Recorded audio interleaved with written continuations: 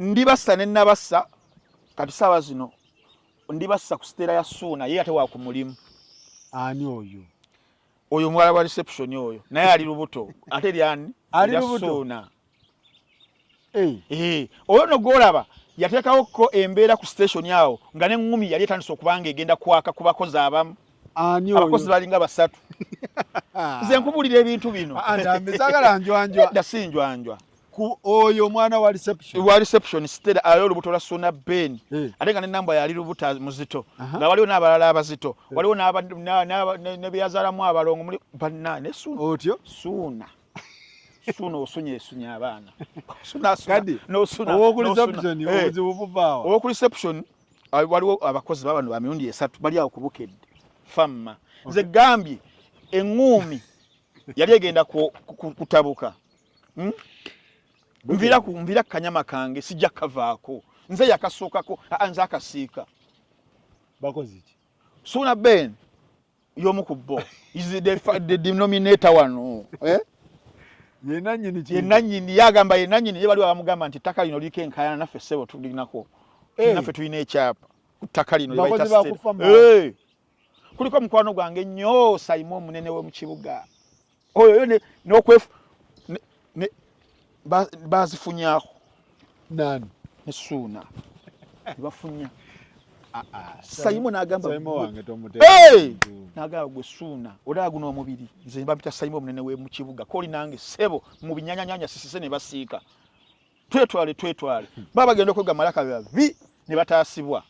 kawala ako kastela kandi bassa kawala kalungi kalala kali awo ono omukozi omwala yaweereza bya mizanyo amuta Faridi Mpaji togera ku bandi bassa wale waita Edis yanti Suuna yali amuyitaga Edis yakola atya Suuna oyo Edis ne yali azinga intern togera 2019 internship ya 2019 awo kubukedde awo Edith yajjanga intern Suuna ye n'agamba nze empapula zange ziizo Edis ku intern ziizo nazisulawo Edis n'azifuna bw'ati n'azisomamu agamba Suuna okay omupiira ne gukwajja mukaawo Suuna aba akyakwajja giragiraza waliwo omukulu bamuta Kabanda namugaba baba namukuba busu Kabanda yali mukama we namukuba busu agala leka naawe difa naffe tulina enkulu katulye kubiyidde Suuna ngobe kabeka n'alya Kabanda munnamasaka naso akole munnamasaka munene amuvulivula mugala jajja katika nange jire akali Kabanda naye aba akyavugamu yeyenjo neri bamukuba bwe babo amukuba busu sebutiko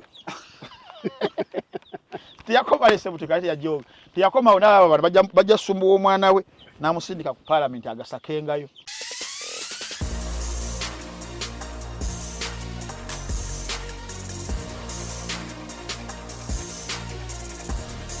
Suuna Ben ebyaddala bukyanga lyambizi kuno yalidde ya munsiko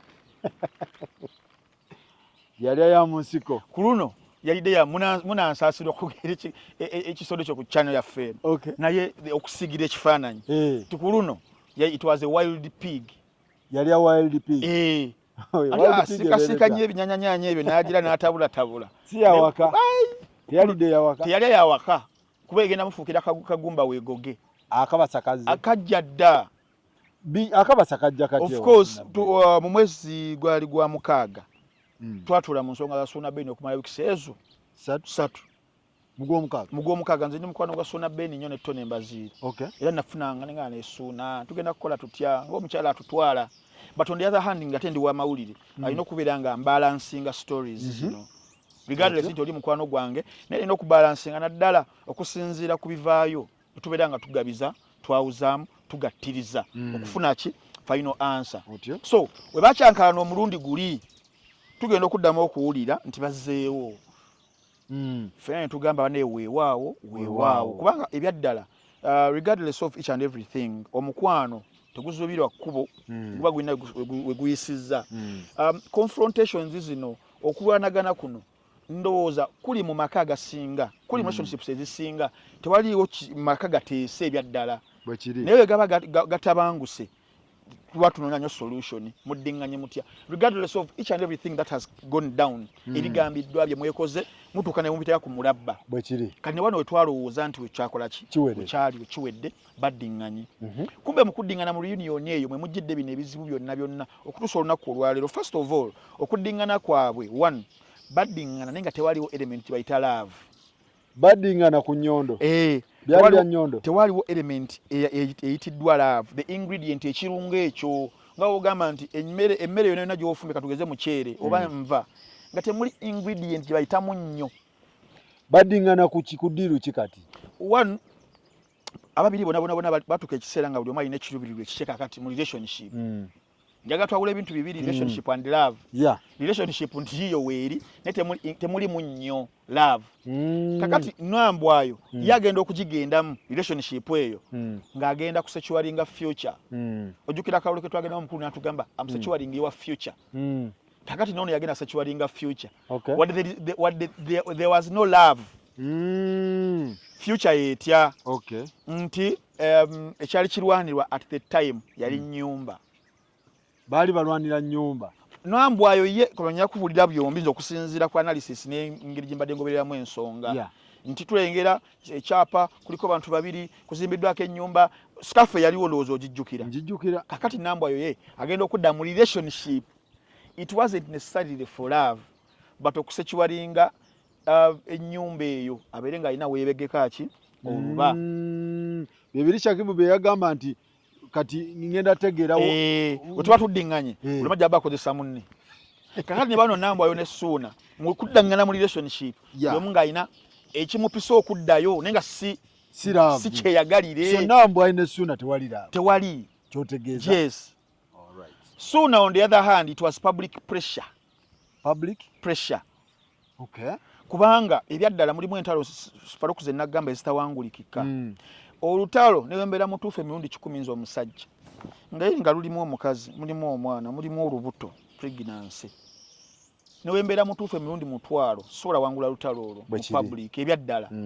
kati kyekyatuuka ku Suuna Ben ti Suuna newe yayogera bitya abantu bonna bagamba Suuna tubitegedde tubiwulidde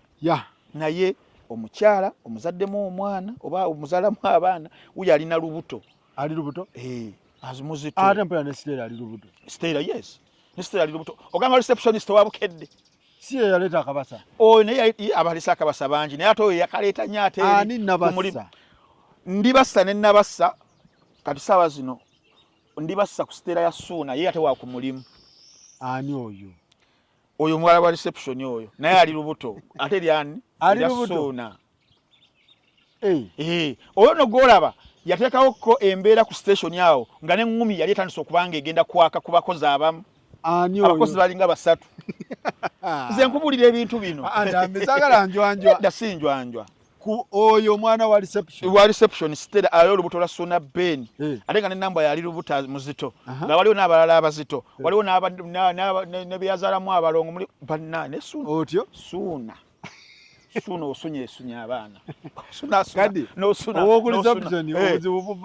reception waliwo abakozi babano ba mirundi 3 bali awo kubukedde famma nze gambye eŋŋuumi yali egenda kutabuka nvira kanyama kange sijja kavaako nze yakasookako nze akasiika bakozi ki Suuna Ben y'omu ku bo is the denominator wano yenanyini yagamba yenanyini ye bali abamugamba nti ttaka lino liko enkayana naffe ssebo tulinako naffe tulina ekyapa ku ttaka lino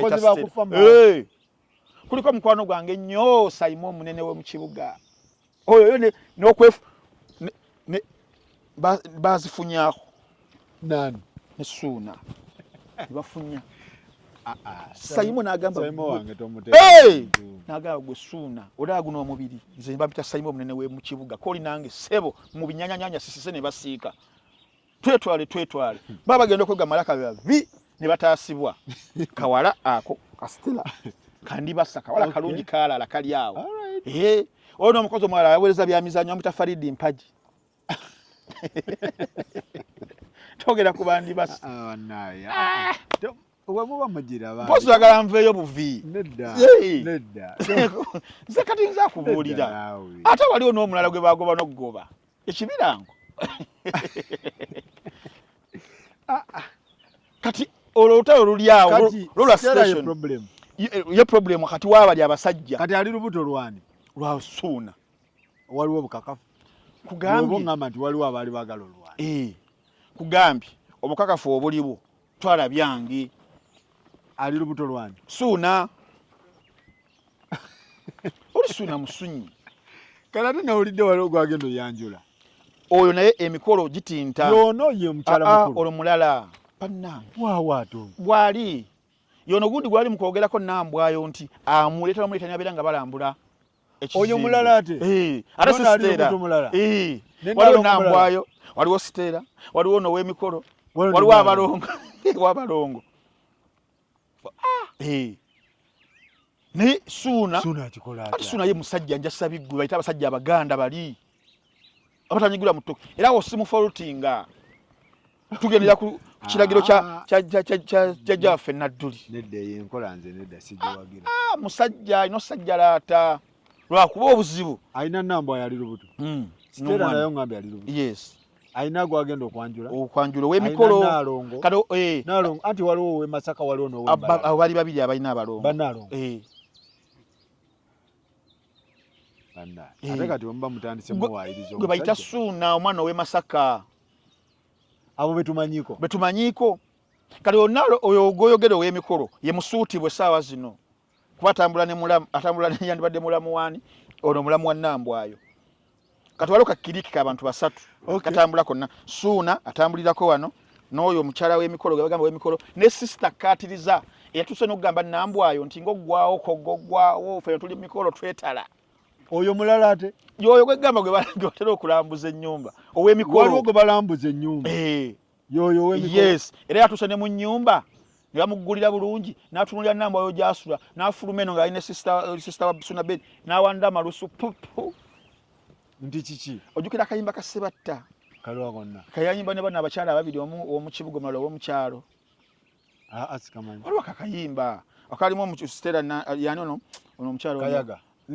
nedda ono omukyala wa NBS Sanyuka senga Nantume mujja wange mukino ononjulira lwaki okitegeera kati ono ng'alanga munne bukyafu naggamba dda ava ku kintu bukyafu mu kifo ky'okuleka mumatta mukago oyo omukyala nga wagamba ani Nambwayo ng'atunudde gy'asula kati abakazi be bajja ne ku property yes ne balabula Nambwayo ne balabula mugaa gwe okyali wano okogoggwawo ffe tuli eno mu mikolo wali badde weesonyiwa waka wano Allah nga kikambwe nnyo kakati awo nkubuulidde bannakabasa we bali naye nkubuulira n'okubuulira nti okugenda mu relationship eyo Suuna Ben was public never loved Nambwayo yayingirayo okusikayo property kwagala kugisika naye ekyalaavu tewaali kati nalowooza nti ajja lwanira awo amala ategule kumbe omuwala gwaliko mugezi muzibu Sitera aminani Nambwayo Maria Mary ku bugezi kwatudde kati yagenda addeyo mu kasoobo asikeyo property mpola mpola am frustrating it omwo waliwo omuntu gokkiriza nti public pressure noga kabeereyo then I'll play frustration card ekitegeeza babadde addangayo babadde beeyagalamu ebyekikulu tebibaddeewo mbu okusinziira ebiyungu nga takyagendayo kyagenda mu kintu kulaba kikiri mu ffumbiro bafumbyeyo kaki tugende maaso kakati watabaawo element kyebayita laavu tewabadde laavu okusinziira ku bitulaba ne bituwulira kuba tosobola kuŋŋamba omusajja akwagala ng'akukola bino byonna byali mukubeera ng'akukola okitegeera gwe Nambwayo naawe Suuna Ben tojagamba omukazi akwagala ng'ogezezako nnyo okuteekawo alternatives for example olunaku olwajjo incident eyabaddewo batuse ne bagenda ku poliisi y'Entebbe bagenze ku poliisi yes Nambwayo yagamba nti one poliisi okugirisa baagirisa n'okukuta ne bakuta ne babwegera gyatuse n'ekiseera n'akubira ossa essimu nga oyo asikali afusa asikali atabuse ewaka ossi n'amukubira emirundi ng'etaano nga takwata okitegeera bagenda ogenda ku poliisi eri nti Suuna yazze nga ayogerera ku ssimu nga bawa orders kiki balina okubeera nga bakola era olwatuuseewo ku station Suuna n'avuma bubi bino bigambo bya Nambwayo am quoting bali ku poliisi Suuna n'avuma bubi nnyo Nambwayo mu maaso g'abasirikale ng'abasirikale bali mu kuseka busesi okusinziira ku Nambwayo wannyonnyola Nambwayo ne kimuleetera impression nti nno ne poliisi eyinza okubeera nga yalya kubanga poliisi yatuuse esaala n'ebuuza Nambwayo ne Nambwayo batya nga bakuzimbidde ennyumba ewalala poliisi emugamba singa bakuzimbira ennyumba ewalala wano osobola okuvaawo ko Suuna Ben wama mukyogereko ezo kodi nga ndala zivaawo ezo ziva Suuna mumugambe ko Nambwayo n'agamba Nambwayo yagambye ebyaddala talina wajja kigere wadde kukizza walala awo otyo oba okitegeera kakati Suuna ne poliisi ye tiyayambye Nambwayo kusinziira ku bbanga lyabadde nga gyewawabirira ensonga wayo Nambwayo yatuuka n'agamba nti asikali amufuukidde akayinja mu ngatto atya okumuliisa akagiri amuliisizza nnyo akagiri yatuukako n'ekiseera Nambwayo ng'amaze okuyingiza amasanyuka ennyumba eyo yakina kuggwa bulungi Nambwayo mu kugiyingira ayingiza amasannyalaze n'amazzi Nambwayo yaleeta n'amasannyalaze amasannyalaze ga Nambwayo kati mbwa kituuka ekiseera Sky waya n'abikutula n'abajjako amasannyalaze saidi zeri waggulu jukira basula eri waggulu eno wansi waliyo bali bayawuzaamu Sky n'abijjayo biwayawaya amasannyalaze ne gabaggwako waya ne zibeera nga ziri exposed ziri awo ngasobola n'okuleeta damage atali wa bumeme n'akubira omukulu n'akubira ani omukulu mu mboozi eno ye Suuna yamuyita omukulu naye omukulu teyabifaako yagamba nze asikaali wange oyo sinana gye munza mujjaawo mulimu gwakola gwa ttendo tegulabwanga nako kubanga munayo omuntu wabakubidde nakomplaininga ku mukulu kwa asikaali gwe nga yandibadde nga leader providing a leadership lwaki asikaali oba tomugoba for example naye ensonga etamugobyawo one bayinza okubeera nga oba baakula bonna simanyi oba si ekyokubiri nga executinga ki ebiragiro by'omukulu okutuukiriza kiki nagambye ekya frustration nti ye Suuna Ben mu mutwe gwe yagamba Nambwayo no kamukkiriza akomewo public pressure embeeko bino jukira abadde nga akola ebivulu jukira abakyala biki byonna n'abantu ng'obuntu bayinza okutandika okuteekako akasenge nti gwe obonyabonya kati omukomyawo osakiwalinga ebizinensi olabike bulungi mu public naye nga ekiruubirirwa kyo kabeeremu ebyaddala ekiyungu kino kijja kujjula omukka mungi ajja fuluma kati abadde akuma akakka ng'akuma akakka onaafulume kumbe ono beekalakasa adda mu biseera by'ababeesi gye tiyagasi bamumira butiyagasi kanisa zonna abadde asuula muli Nambwayo nga tomubuulira ng'aziri ekiro n'emisana nga tomubuulira wadde kintu nakimu okitegeera kakati ono kyekindowooza nze biologic tasikayo n'okubeerawo ali ku orders za Suuna Ben frustrating Nambwayo mu kiyungu Nambwayo mu kiyungu akole ki akiddukemu Nambwayo afulumyemu mu kiyungu tannaba era yagambye tagenda kubeera nga akola ki akifulumamu wadde banaasuula mu tiyagasi akozesa tactic ey'abakazi abagezi bayita reverse psychology how nti Nambwayo mu bigambo ebyo byonna maintaining ekintu kimu kiriwa omwami wange simulinaako buzibu talina buzibu obuzibu bwa Sikaali era nze singa nyamba Sikaali n'amugoba nja kuba siina buzibu bamutuuka ne yamubuuza naye gwe tokiraba biologic nti nno omusajja ono Sikaali akolera ku orders za mukama we nedda nze mpozi nga mumpadde obujulizi naye sikikkiriza yamugamba wateekale poliisi ng'ekutte mu Suuna Ben n'emusiba basiba batya omwana wattu bamwagaza ki oba kitegeera ziri very very mature kuba omukazi omulala yina ayinza okugamba mwami bamusibe ani aleeta Sikaali Suuna yamuleeta ekyokubiri Suuna ng'ayagala prompting Nambwayo amukole buli kimu Nambwayo atwali Suuna ku poliisi oba mu kooti mu tactic number 2 Suuna gyazannya ayagala Nambwayo amukole buli kimu byonna Nambwayo yekyange ajje bamuteeko obunyogoga Suuna kati akazanyo kakyuke asibisizza Suuna naye omukazi oyo bannanga omusajja empewo yamufuwanga mu bidongo n'azimba ennyumba naye abakazi kati tabawuuyo n'okumusiba amusibe tata w'abaana be Nambwayo akabuuka era ne poliisi we yabadde ekola muzimu kugundizaayo yabuuziza ku Nambwayo oba tusibe Suuna Ben tumuyole kumbe Suuna yokusinza ku Nambwayo Suuna orders bali azina ku ntoli zaabwe ngati akatayo katandise okujja mumuteke mu fix mumusibe mumugambe bankwata era poliisi ekibuuza Nambwayo tukoze tutya ko ye ko nambwa mukazi mugezi naga kakati ati tata wabana yakoze eki yakasuse gundi eyo ettegula yali kasuse mukwata askali tata wabana talina buzibu omwana wattu yo abagaza onga ayogera mu buka ani ali mabega wa nambwa ya amapesa kamoga nedda si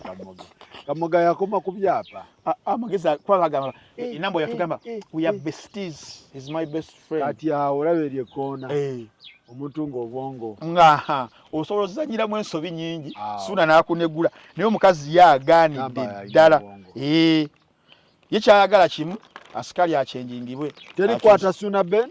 teri musiba tata w'abaana ye kyayagala yes asikali era nambo yatuse n'ekisale n'afuna security detail naye yafunye abamukuuma yafuna tuka nafuna abamukuuma ngagamba asikali amazeeko emirembe ayinza mutuusako obuzibu essaawa yonna sina kindi okumukwata kubanga asikali n'okozesa ebiragalalagala akozesa polisi lwaki terese proposal yakwata ono aleete fujjo ku premises kyandibadde esooka okukola in the first place nanti naye teyakikoze taata w'abaana bakwata waaki polisi yennyini okumanya waliwo ekkobaane nambwa yakubidde ose emirundi 5 n'abatuuze n'okuŋŋaana bakuŋŋaanye lwaki tojja ku crime scene lwaki otekawo embeera n'okwala suspect akoze lwaki oposinga kukwata Suna Ben awo wetugambira nti tuli wano ku Nature's Wild Homes era nga balina venue for wedding venue for introduction kwanjula kuyingira kukyala birthday bridal shower baby shower children party corporate functions byonna n'ebirala wano wetuli wennyini kafo kalungi nnyo osobola okujjawo ate nga tekali wala kotegeeza abagala okusula ebisulo weebiri abagala okuvuba ojja n'ovuba ekyenyaa ky'ovubye kye bakuwa n'obeera ng'olya abagala okuteeka omukolo gwonna ky'ovubye kye bakusiikira wano tutera okubeera ne basalvado ba Irene Ntale batera okubaawo tutera okubeera no bannwagi nawulidde Irene Ntale lubuto Irene namulabye nga yeekeesinga ali lubuto omwana oyo niye ndibasi ono niyali naffe kalinze ndi lupazo twekwatamuko ekigaawo naffe lwa Irene Ntale kati naye yatuleseeyo Irene naye atufuukidde ndibasi afuukidde Stella wabukedde ku Suna Ben ne Saimo munene w'omukibuga yatandika owulira tekalinze nkubuulira bwino Saimo kyali wange nange mukwano gwange naye bwino aweera bwino ate Saimo ye nannyini bwino naye yajagala etaabi bwala gwo ebintu byo oba niyabigambe wajja okuŋŋamba okitegeebwebya ddala omusajja agenda nakwesimbawo kituufu naye omukwano guba mukwano abaganda bagamba ekiyitaawo nekkangaawo yeetikka bali bagamba nkabaka nitukikyusa nekkangaawo yeetikka nkubuulira nkubuulidde anyway so poliisi yo teyagala kwata asikali akole atayagala kwata ategamba nambwayo tukwatemu Suna nambwayo n'akabuuka akatego n'akabuuka tibagala bamuzannye kiri akwate omusajja amawulire gakyuke amusibye olw'ennyumba ye ate ng'essaawa zino nambwayo kyatambulirako omuwala mugezi amanyi public court gyaliko yes nti omusango egusala etya atuuka n'alaba polls kiyimiridde kityandee tanategeera gwe bazannya muzannyo guno simanyi awa muganda wange Suna nakoma kugera ne gwali mwezi gwa July naye yabivaako kana akazannyo ndaba kuba siraba nnyo nti Suna Ben gwekubidde nnyo ku sayidi ye simanyi lwaki tagujjaayo mu kati alina okubeera nga nandibadde yagujjayo naye omukazi mugezi Suna afuna abakugu bagujjeyo talina bamuzannyira tali emabega we teri bakugu nambwayo yatuuse ekiseera waliwo okuseeko mu incident nga obulamu bwe buli mu katyabaga kuba ebyaddala obulamu bwa nambwayo essaawa zino buli mu katyabaga kuba ne Suna okusinziira ku nambwayo nti Suna yeeweze n'okwewera n'agamba omulambo gujja kugwako awo yes okusinziira ku nambwayo yagambye okufa n'obutanyagwa okukuuka ejjembe ente omulambo gujja gwakaawo nambwayo we yagambye kakati muli ebyaddala nga nkugambe tewali element ya love bakutaddemu asikaali akukola buli kimu kyonna frustration ebeeraawo era ddala obufumbo twandigambye nti ekikulu yandibadde happiness nti omuntu obeera happy naye nambwayo wanu tewali happiness awo waali love tewali sister wa Suna Ben alibadde nga mulamu wa nambwayo ne bakazi ba Suna Ben bajja ne bamuvuma okusinziira ku nambwayo tunawulira ku saidi y'abali ne bamuvuma omwana we era yagamba mu kimu kikoye ne temuvuma mwana wange obufumbo buno n'amalako simanyi kati alina okukyuzinga between life or property. Oyagala property nnambwayo oba obulamu bwo. Obulamu ne buba tebugenze ogenda kulivinga mu bulamu buno obutaliimu ssanyu wadde nga bwakusika mugwa forever. Agenda gusika pagani simanyi naye yagamba tayisobola kubeera nga avaawo bali ekiriwo ennyo nyumba ya Mmekeeni kati esibye ebintu bya Mmeka ebyaddala muli ndaba luno olutalo luli very psychological. Ekyokubiri, it isn't about even the property. Essaawa zino it's about what? Kubanga if they have suggested for you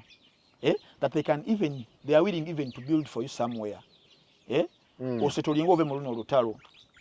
win-win yandibadde nga win-win n'ogaana n'ogamba nedda azimbiremu bali abo abatandike nabo obulamu nga natandika nabo tufuna wano nabo batandike nabo tebagenda kujja ku byennimye babiri nga balya. Kitegeeza nti Nambwayo mu kulwana kwe wadde mu kifaananyi yes property ayinza okubeera nga ajagala agirwanira naye abakazi mu kaseera kanako okusuka omugwa akalaavu tebagala kuluzinga mukwano gwa laavu ku bakazi bannaabwe.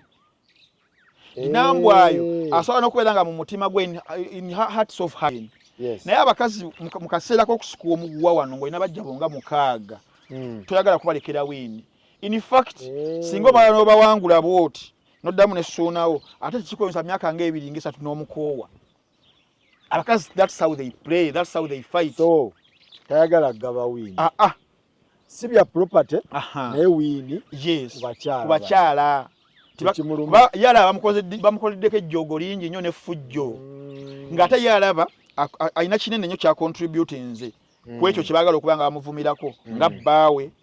nga property yennyini n'amaka ge yennyini ago kakati asobola kuvaawo eri nti bamuzimbi ajalaba nga bamujooze nti bamuwangudde kubanga Nambwayo yennyini jjukira tutunuleko ku relationship yaabwe engeri gyejjamu yajjeetyayo Nambwayo kennyini alina gye yali avudde si opa fambo najjeeno nene mu kujja kwa Ssuuna okusinziira ku Ssuuna we nali mubuuza n'agamba nti Nambwayo yatukalira ekiseera nga muwuze ku kaseera jjukira situation y'okuwola ssente ey'ekivulu Ssuuna amala azizzeeyo via mobile money nzijjukira Nambwayo bwe napangisako n'akamotoka n'alaga banne nti Ssuuna ngulidde emmotoka n'alaga ne banne nti Ssuuna mpereza ssente okitegeera embeera eyo nti olutalo lwa Nambwayo ne bajjabe terutandise kati lubaddewo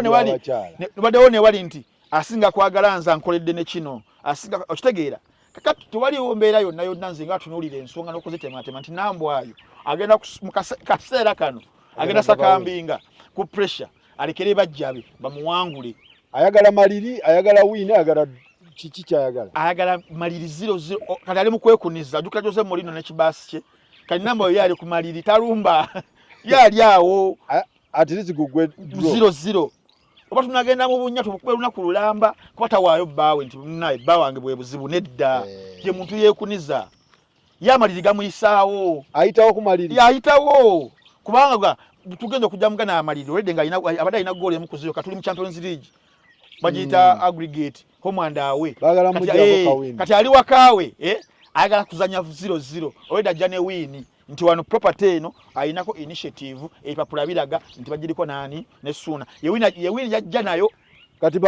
bajjabe bagezako okulumba kati bajjabe Barcelona balina Lionel Messi eno balina eno Samuel Eto'o balina Ronaldinho ojukira Barcelona yalina asajja abali balumba eyo bagala wini ono yagamba nze 0-0 mba mpita Nambwayo yagamba 0-0 mpita era ekibaasa ataddeyo ne banakuba endobo gwinza obutaka nkugambye yagambe ne munantema nze temujja kunteeba kati Nambwayo 0-0 aba ayitawo bali bagala wini kati golaba nga mu abalaba epiira guli gutya essaawa zino gukyali emu 0 tuli ku Camp Nou Nambwayo akyayiramu ekkene likyaliyo nane we bali mujjeeko weeriri kazana video nga zigwa nkugambye weeriri ly'amaanyi kubanga gye bigendera yonna Ssuuna is losing out. Ssuuna agenda kuggwamu steam kubanga ye Ssuuna azanyisa violence ono omukazi azanyisa bukkakkamu ye Ssuuna atema nti Ssuuna alina kyasikaali kyekyo ono gye banaako mu mutema nga damage zijjanga ng'omupiira egiddako takyasa ali ye ng'awanikanga agamba leefu kati leefu yaani emmwe abalaba leefu bantema kyaliko leefu bantema azanya awanika emikono era wuyo yavuddeyo n'agamba yagala ebibiina by'abakyala ebibiina byaki poliisi esinga ku y'Entebbe Kitegeza wona azanya agamba bane bantema. Azanya wanike emikono. Bantu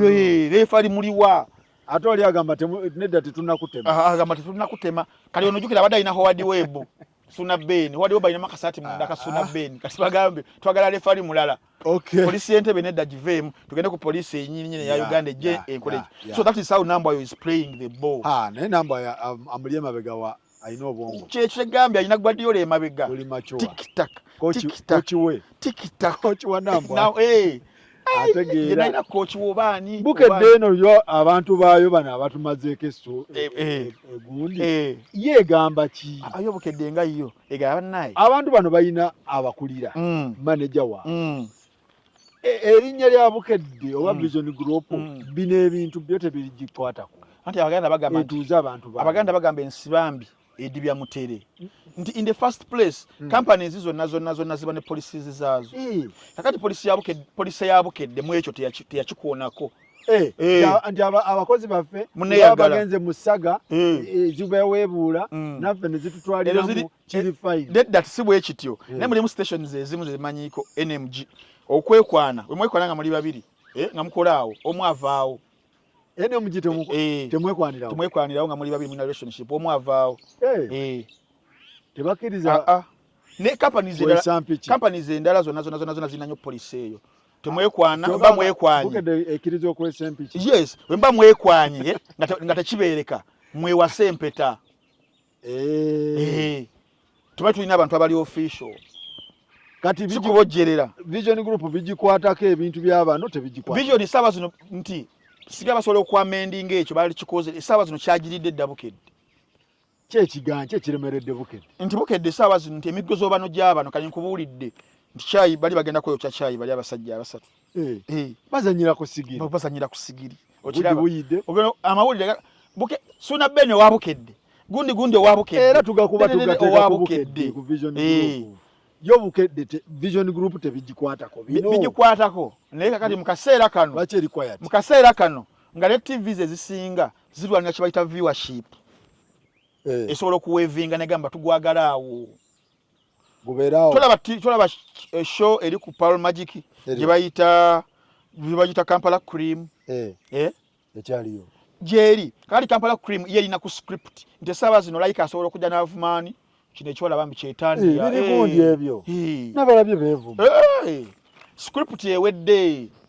mujja ebiri personal bikigula kakati TV mu kaseera kano nga zirwanira viewership nga zimanyi n'okukola stunts zimanyi okukola scripts ne mufuna eri organic ng'eya Suna Ben bukedde mugamba bannaye era kale eya bukedde eri organic yes kati abana balabazanyanzanye mulimu TV emu gye mmanyi eri awo Kasozi yagamba omukozi waayo kakati olaba engeri bantambi gye bakulumbamu kimaintaining awo kigenda kutuwa ratings and views ku show yaffe y'okumancha yali ekonye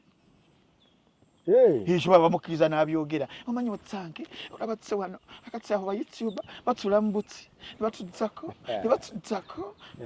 TV ngegamba yes yagambe batsiba bagenda tusiba kati TV egamba ntambi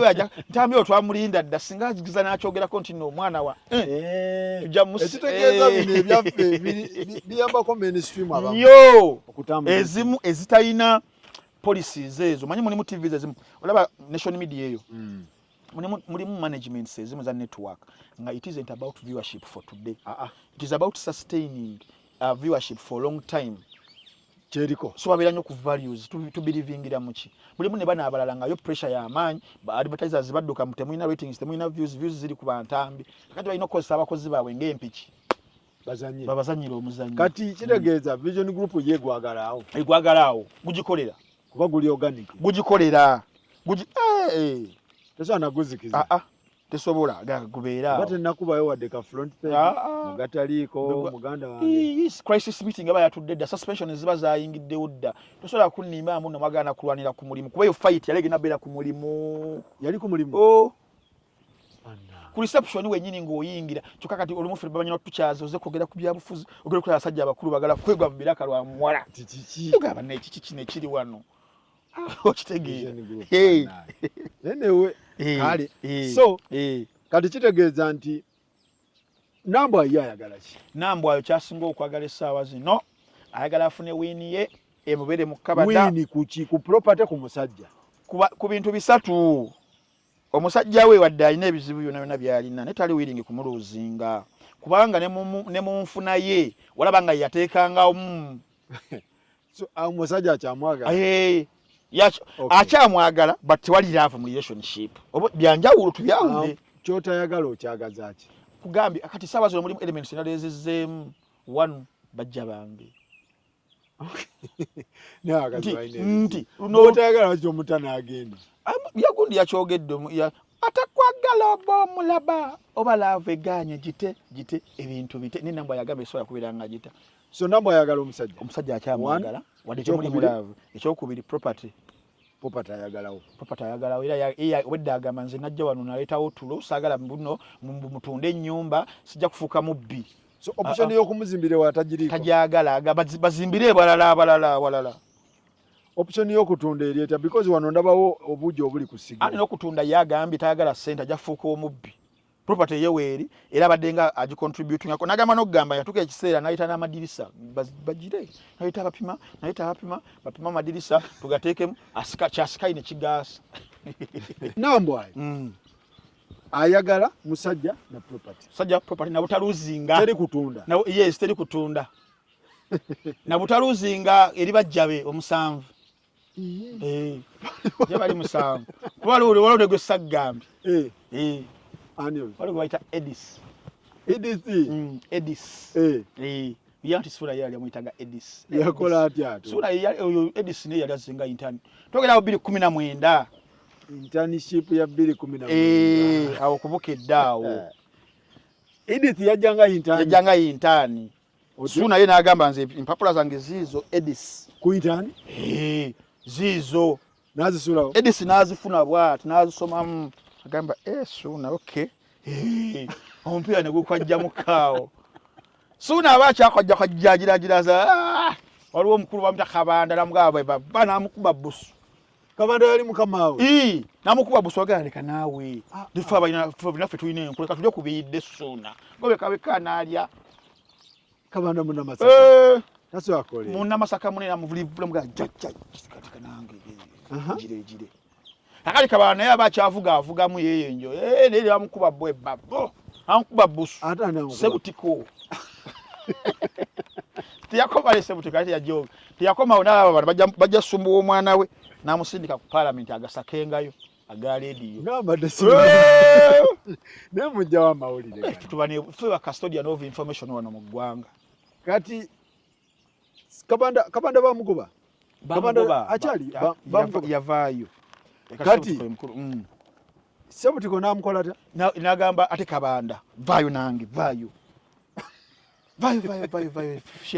tetulye kuma muli ebirungi mwekka kati oyo Edith aliwa Edith saawa zino alipotinga ku parliament amawulire ga parliament kubukedde naye suuna alina eriiso ejjogi yasooka okulaba era wona eriiso lya suuna lyo jjogi yasooka okwewandiisa nga ye nakola kyakoze kubukedde awo ekiriwo kikambwe bakyuse mu mateeka kikambwe balina okukyusa amateeka balina bawo general annual meeting lumu naleta ebizibu bye general annual meeting oba onsikiddewo faida ya 2019 nziga gundi yali akyali gundi ng'akyaliwo kabushenga by then yali akyali yes naye nga byamutabula dda meeting ze babeerangamu yagambanga kati bali buli kabushenga tukisanaga mumpandiikirenga ku mpapula ebizibu mufoldinge nga tewakyali muntu asobola kuyimirirawo bwasimba bwati asonge mu munne ng'abikuŋŋaanya bwati n'asomera eri n'amendinga byasobola balina okukyusizaamu nno ddala mwami wa Nyamaddoni saba zino aliwo alina okukyusa bitabukidde ddala okubukedde obala edis nobala receptions nobala nambwa kati okyali saga ino netambuliraawo naye abakozi babeera batya nga bonna mukwano nga bonna bali mukwano kuba nawulira era suuna mbune eri mu kiyungu batabula kacyayi alinayo akawala tiggaalo bagala nkubulira erinnya bo bali bameka be mumuwaayiriza si kuwaayiriza suuna kenyini naye kumpewaga aba nze ndi musajja nze nava Masaka neffe tumuga tulina buzibu suuna ofu tukiikiridde bulungi kati ye suuna yayogedde ki suuna ye amaintaininga kimu n'agamba gwe mukazi gwe otava ojja kufuna obuzibu ekyagamba nze ndiwe Masaka. Yes, nze ndiwe Masaka. Nasulanga mu mpewo mu bidongo. Olyanzo gwa mu buujo obwocha ate nga si yabo musu. Izo statement. Yes. Kalina kubeera nga azikola. Afune abamuzannyira. Yes. Obulungi. I know ne kati sawa zino mulimu obusungu, mulimu frustration, mulimu depression. Ennyumba eyo Ssuuna Lakaja abadde asibiddeko obulamu bwe. Kirabika.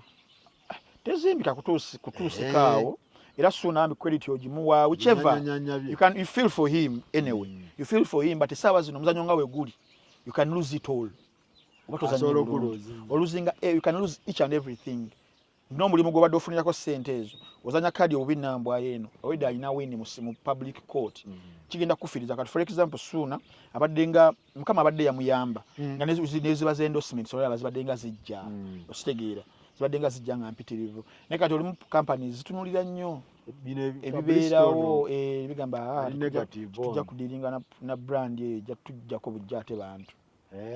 Kati alina okwegendereza ennyo ng'azannya omuzannyo guno gulimu omukazi alina abaana bo, mukazi ali olubuto naye n'abakazi bangi buli wobeera mu bakazi abangi anti byebyo bivaayo wadde nga bagamba nti akali amaggwa kagamanya engaya yaago ne waliwo amagga gayinza okukulakira kubanga byoyogedde webityo bitambula abakyala bangi abo byo bitambula munnaye bayinza okulemerera anyway buli omu amanyi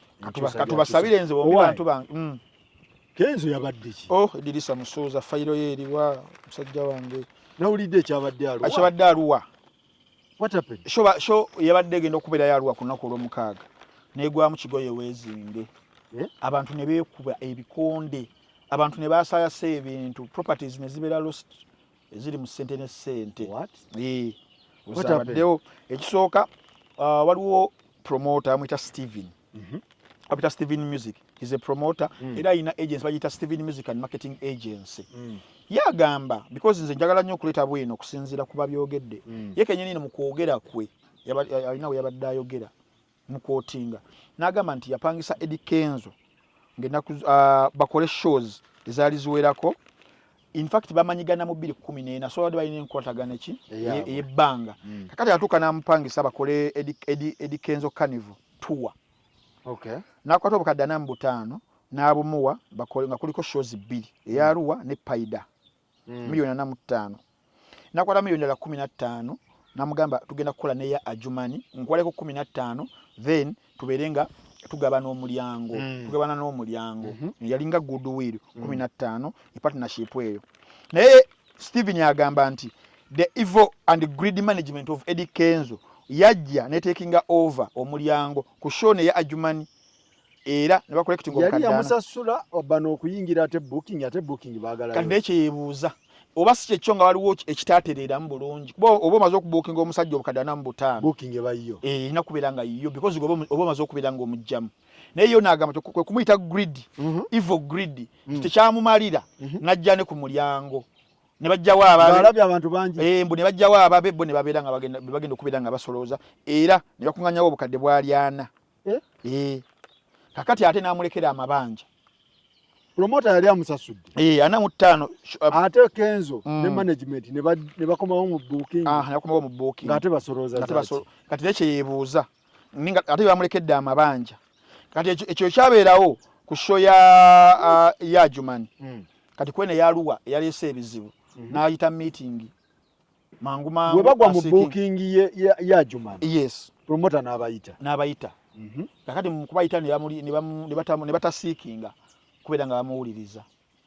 ninga te show ya Aluwa yali eyengedde nga balina okubeera nga bakola kinga bagenda mu maaso naye nga yali agimuwaddeko ssente okitegeera kati obuzibu bwonna bwe bwajjidde ku show ya Aluwa gye walabye n'ebifaananyi nga mugenda okubeera nga mbiraba ne video kyatuuse ekiseera Eddie Kenzo nemugamba Eddie Kenzo tutawaana ekiri eri ku ground kitokota kika abantu bali mu kubeera nga beekuba already nga Aluwa Abajumani bali mu kubeera nga babanja balance waabwe nga bazze ne ku Aluwa twagala ssente bazibanja promoter ate promoter agamba Eddie Kenzo yazikola ki yazikuŋŋaanya abasajja be kati promoter yalinyanga yali mu kubanga ate abanja okitegeera kakati show obuzibu ne butandika okubeera nga bugiddamu manager beta okusinziira ku Eddie Kenzo yawandiise batuuse ekiseera nga ne bakitegeera nti no promoter alina abamubanja bayitirirwa babadde basukka 25 era yamaliriza agenze ku poliisi nga bamukutte promoter kali promoter abatali mu bazo mukwalanga show muli mu kujibuildinga all the red flags zibeerawo kakati Eddie Kenzo yamuone ngamuga Eddie Kenzo mani tugenda ku stage tolinyayo naye nga ye tayagala ku disappointing abawagizi be nagamba maybe wajabawo ekinzo kubanga kikolebwa era manager beta akwate simu nakubira DPC ajje babi finger up security bajongere wao kati Steven wagambira on that was a time Kenzo nga inawo interest ngolede bali mu booking obo kitegeera kubanga at the end of the day obela ngoli performer promoter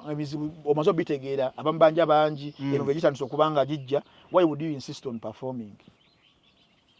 but he insisted on performing because okusinzira ku Steven nti already kati booking yali amazo kubera nga agifuna oba yali ayagala kukakanya bali abaleekana ati ye kyekwekamu ekyo yekwe kujira ekyo no the promoter abanga azo kubanga afuna ebizibu nga bakubide n'amasimu tochikola togenda yo why would you insist obo kitegeera okay ati sabazi wera nnya in fact bali amagambe sawa nnya n'okwambuka zoyinza okuyimba kubanga abantu bagenda bawo bano ba upcoming abeyo baloko bayibenga bayimba kati abantu batuka ekisera bayingide saa 11 ezakawungezi ziweze 12 ziweze 2 tekuli muntu alinya ku stage okay nga abantu abali badde ba curtain raisers bakyabanje ezajuman bazze wano baberenga babawa baberenga bayimba kati obuzibu nawe bwajjidde bano abazze okulaba abadde bayithe bayitirivu nnyo nga tebalina kyewalaba ku stage kutandika okukola chaos chaos we yajjiddaawo kati promoter agamba nti Kenzo yamukoze yamuyise kulitalaba ku shows ebbiri zombi eya Jumani n'eyaluwa ntiyaze n'awamba booking yes wagamba bamuta Steven Music nti yamubbye mu njogere nyangu nti yamubbye okay era kwene yaluwa yakunganyiza 8 Kenzo milioni 8 mu booking kuya Ajumani yakunganyana mu 5 mbate yali ya mu booking akuliko n'ekifo ekyokusatu kya pakwaki Kenzo kyatayi Kenzo bamugula milioni mmeka wangambye ana mu 5 ku shows ezali ebbiri watuukawo nga waliwo abantu bangi ne bakyusa ebirowoozo bino njagala kwogera nga nkwotinga okusinzira ku Steven njatuuka n'awamba akaki akabox obutuufu n'obutali butuufu I don't know promoter wato ye bwagamba mwita Steven ye bwato bwagamba okay yana agamba nti eri muntu yalese buzibu nga manager beta kempu ya Kenzo yegamba anti kampu ya Kenzo yawandise olunaku lwajo na clarifying natubulira bino byonna kyagenza okutuukawo nasanga nga waliwo emisango egy'ekifere givunaanibwani promoter okitegeera ekyokubiri promoter nga alina dates with other partners abali ku festival eyo eyo nga mabanja mayitirivu natugamba ekyokusatu beta manager we akubira DPC ajja babire nga bakakkanya ensonga bakole deployment endala ekyokuna nti afuna amasimu he gets calls and warnings not to sing kati yakiriza nti sente management ye yagenda mu kabox awutakwatawo awutayogerawo eyo version ya promoter nga bazo kubanga ateebwa ekiro ekyo nasanga Eddie Kenzo nga awandise omukukulu gw'ebbaluwa ku social media ye kwe yali replying accident nti kali mu kavuvu ngana kakabaddewo n'emmotoka ezabaddewo ezaba Kenzo nti omuntu omu bamukonye n'afa Kenzo kiyawakanyiza mu statement ye bano ba locals kiba insistingako baloko bagamba nti waliwo yafudde mu cafe eyo kati Kenzo yakiwakanya that is propaganda kusigali nyali ino clarifying ina by police whether it happened or not we tujja kulinda yabaddeyo Eddie Kenzo ne ba locals beyo era in fact waliwo omuyimbi ono omumanyi bamuyita ndabe ono omuyimbi ayimba na Winnie Nwaji Free Boy by the way yo Free Boy yadawa wayo wengulu ya tia imba na Winnie Nwaji na parking yadawa chips ne pizza alo baby mukwano tonziza mu kyalo oyo yawandise n'agamba anenya buli kimu kyonna kutemya Eddie Kenzo for not following advice mukutandikira ddala muteba following ebiragiro mukutandikira ddala Free Boy agamba ye kenyini I personally tried reaching out to the manager Martin Beta tiyagezezaako alishinga Martin Beta since he was on ground nti Free Boy yabadde ku ground era yabadde omu ku team abadde bategese ekintu kino Free Boy wagamba agamba I was on ground and part of the show, but no attention was given, and yet I also warned them by leaving them a message about the disaster that would happen as far as the show was concerned, both on WhatsApp, on Kenzo's WhatsApp and his Instagram, which stated clearly my intentions of looking for them was to let them know that the event organizer was making wrong moves that would at the end damage his brand, Kenzo's brand. And I was not trying to buy friendship because surely I don't need it at all. But yesterday, my brother Eddie Kenzo's brand was completely damaged, and Arua town was at riot throughout all the streets, and the information coming in is that a life was lost, and also people's businesses and got affected by the whole confusion. Ebintu byata red flags ezaliwo wakati wa promoter talikiriya kano free boy alaba red flags ezo nageza kabulire Eddie Kenzo bawakana obate babiraba bagamba free boy yani kala kaka boy kaliye ati free boy na mukali ali free alinga Morgan Freeman ye free boy ni batabifaako bo balowooza kalenzi ke kabagamba obase kyonga tebine message tebagibook tebagirabamu obanga bagirabamu tebabitwala so ne promoter talikiriya kugaba waliwo ekyekwesaawo wadde twafunye official statement from Eddie Kenzo team waliwo ekituufu netufuna neya promoter but they are contradictory tezigatta waliwo ekitali kituufu so babitusi babadde bitusi ate babadde wa Wabuyu Gravity Masaka Tears of the Sun again ya Gravity bangamba nti bakunoonya kyagala kutanga omulimu gwe tukola guba gwakuwa bantu mawulire agali accurate agali fair agali balanced babadde Masaka zikati ne wonnoonya nti gwe Gravity nonnoonya ng'onnoonyeza mawulire ge nayogedde nga matuufu wobeera olimba singa mbere ndebudde asobola kyabadde kitya Maziga Masaka ameerere kyabadde kitya ekyo oba bano abantu abali erugogo bali banjiko tobadde ku Maria Fulao tuuza abantu Maria Fulao kiki garden ne garden z'omu byalo zimanyi zibeera nnene nti at least abantu 5 boba osuubiddewo oba 10 yafunyewo ng'enkumi nga mmeka mukama wange oyagala kuduula buduuzi ali mbameka ekinene ennyo ng'oggyeko bano abantu abamwerekeddeko bateekayo gundi stage biki 23 tebamukola bubi service provider ng'obataddeko ng'obajje nti oba bagasseeko nga bali omu ayinza kale 15 kuba ne bbala mu lulina wiramu kuba majje omugani abakozi bange 10 be babaddemu simanyi nabaddemu n'abatunda ennyaanya babaddemu bameka ne bano babadde batonne bya ddala. It was not turn up, it was a total flop. Masaka was a total flop. Nerabika Buganda region. It was a total flop and Kayumba yakola bulungi. Waliwo yakola obulungi. You have to give credit to where yakola. Mbalala yakoze nene wabadde ya Maziga amalala okuva kuba Masaka ba following nnyo ebintu ebibeerera. Masaka ba following nnyo Kampala. Ate Masaka bannabyabufuzi ate nnyo abagoberera. Politics yes. Olaba nti omukulu yennyini owaabwe yatuuka ekiseera n'ajja abawoobireko nakola drive ne bamukuba ekimoono. Kitegeera. Akyanna kyakuyiga eri abayimbi. Region ze zirimu politics omungi. Yabadde Ndera Gravity yakihintikako n'agamba tasuubirayo bantu. Masaka. Gravity is a realist. Sometimes is a realist yakirabira tutagenda kubeera nga afuna abantu era tebabaddewo. Masaka ali mu ebyo ali nnyo bagoberera buli kimu. Masaka ndi Kampala ndi wakiso my brother nzibu muko osolozanyira obuzanya walala politics yamukubye. Of course politics sosola mu babaddeyo bitusi basanyukidde bitusi soldiers bibaga bannayo ne bayimbirwa guluma nange ndabula sound teyafudde sound yabadde mulungi bitusi babayimbidde bulungi ne bagamba bitusi bane mwe mujjako dde mwe tujja bawagira bitusi balina concert mu May next year balina era babasabye nti extra bagitwale ku Maria Fulao babalaga omukwano era bitusi abantu 23 be babadde babagamba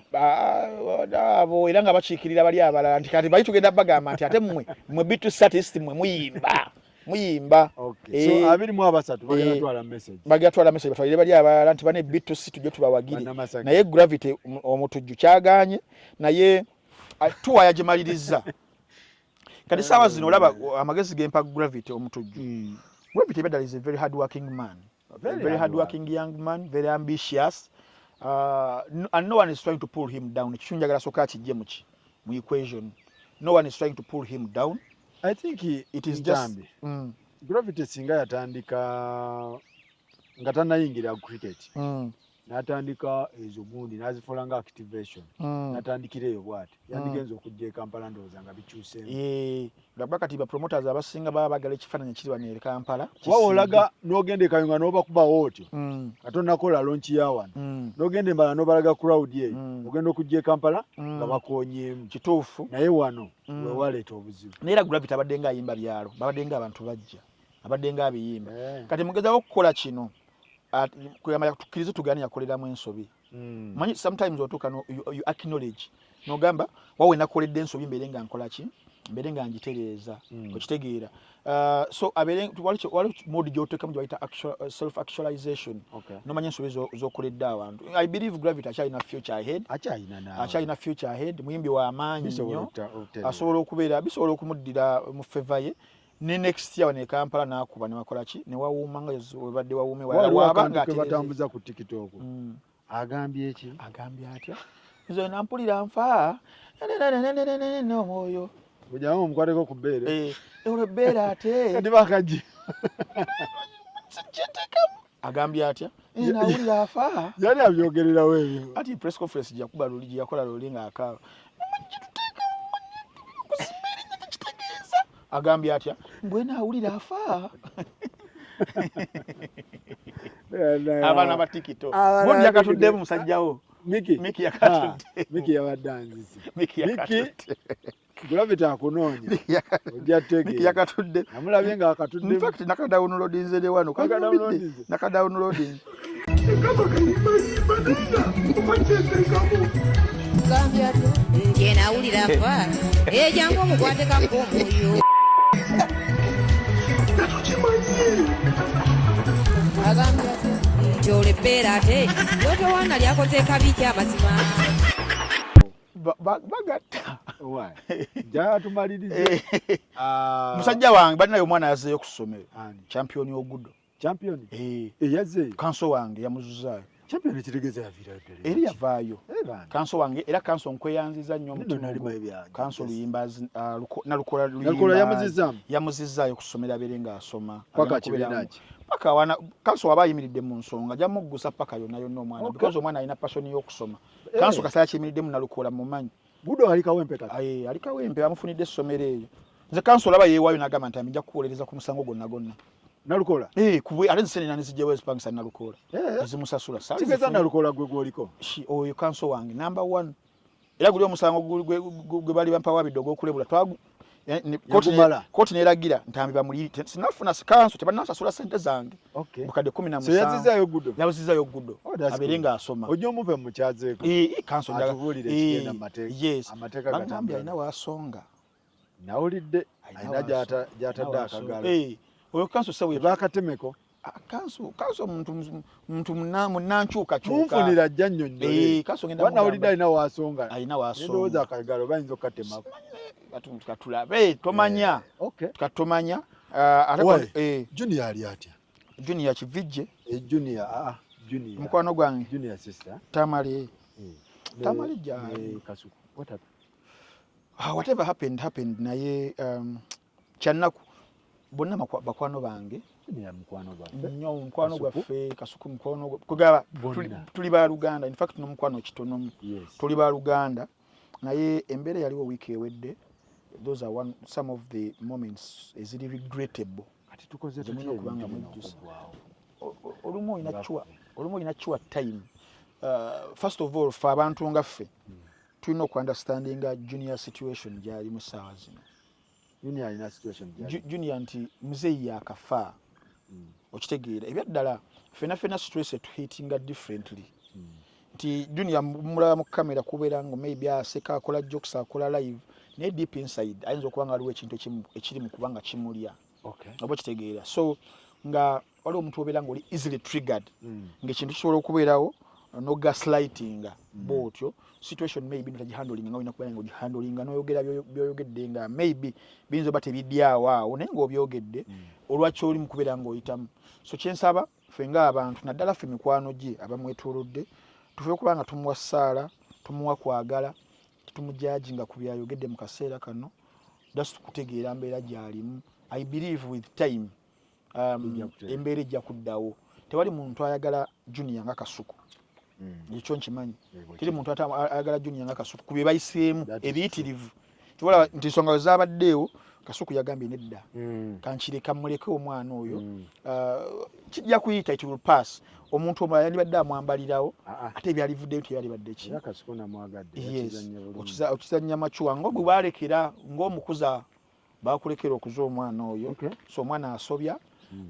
no batasobeza because Junior mu conviction yanzo kubanga alaba kyekyo tasobeza ajeyo frustration ye n'obusungu but the way you handle mu babagambye ye matalinga ennyo okusinga okubanga muzaayo muliro teguzikiza muliro kwekiri so katusabe I believe with time muganda afaako era Junior nkusabira mu kaseera mpawe kaaga obere ng'okomawo tubere nga tukola emirimu tukolera bannansi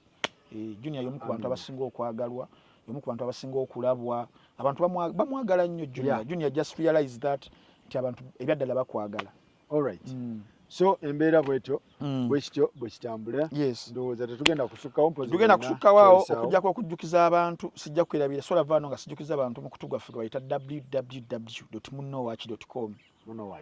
kuliko films bane buli lunaku buli wenkeberayo bwenti nengera bulengezi firimu mpya enyovu abasajja bazanya firimu awo kati ffe kyetwakola bavijezi ba Uganda bonna ntubagaba naye mujja ate mugikole mwenna omuntu asalewo ti eno firimu nze njagala mu Junior anze eno njagala mu Jingo okitegeera ti Jingo kwali buli vijje kwali buli kati gwasalawo vijjewo kigwosinga okubanga oyagala ffe kyetwakola gwoyingira n'omugenda mu katalogo y'efirimu zonna zibeeramu nobeera ng'obalaba osasula yasi emitwalo 3 omwezi onule emitwalo 3 kitegeeza nusu 10 ki olunaku yes muno wacho tufuna ku application ku simu Android iOS ne ku website www.munowatch.com abokubiri binyagala okubeera nga bajjukiza nabaganda banga ababwinbet Uganda kyabadde olunaku olwajjo Arsenal Spurs Arsenal tusekera ne kulembera omupiira naye nga bagirumba kati omuntu nga boyagala sente kuzijjayo nga bakulumba nnyo bwinbet yekirina nogamba nze nfunyemu akatengo ababwinbet baba bakuwa ku sente awo oku withdrawing n'okudepositinga sente kyangu nnyo okuregisteringa kyangu nnyo ku bwinbet era bwinbet yeri mu fight ya gundi ya Shakib ne Kazora yegirimu bagenda kuba omuzeeyi ebikonde bwinbet Uganda yekirimu awo so mugende ku mutimbagano gwa www.bwinbetuganda muberenga musiba ku mizannyo gyonna gyomanyi mu bikonde kati bagenda zanyeyo kakantu courtesy of Bwinbet Uganda so kumanya ebisinga ku Bwinbet Uganda mututukire www.bwinbet Kazora Kazora sawa yali akubanga engumi nga bakyasoma eyo myaka gya 8 awo 98 nga bakyasoma mu high school Kazora wadamu kosebo kati agudde ku mwana omuto Shakib katunalaba courtesy of Bwinbet Uganda yes ndowooza kyekyo kutwaliza awamu. All right. Tubagamba nti abagala ogende Makka ne Madina hijjo ba umura Sakifa Travel Agency werinyo okubeera nga ekwasaganyiza ekintu malidadi sana. Kubira seeka se kimwanyi ensonga zonna zijja kubanga zitambulira ddala malidadi sana. Mwebale nnyo mwebalire ddala tubatumiddeko mwenna we tukoze ensobe tusaba mutusonyiwemu naye nga bweto bwe tubadde saba tulabagane next time.